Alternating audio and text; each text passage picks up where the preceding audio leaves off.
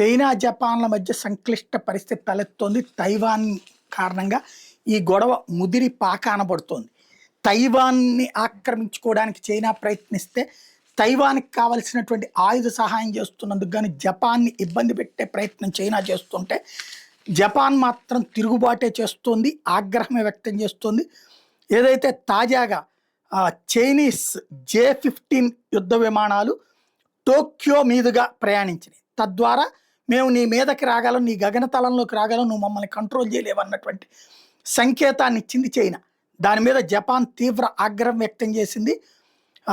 Lock fire control రాడార్స్ని మేము on చేస్తే మీరు పేలిపోతారు, అనవసరమైనటువంటి రెచ్చగొట్టే వైఖరి వద్దని చెప్పింది. ఏదైతే డయ్యూ ప్రాంతంలో జపాన్లో ఉన్న డయ్యూ ప్రాంతం తనదేనని క్లెయిమ్ చేసేటటువంటి చైనా వ్యవహార శైలిని తప్పుబట్టింది. జపాన్ నిరసన వ్యక్తం చేసింది అధికారికంగా.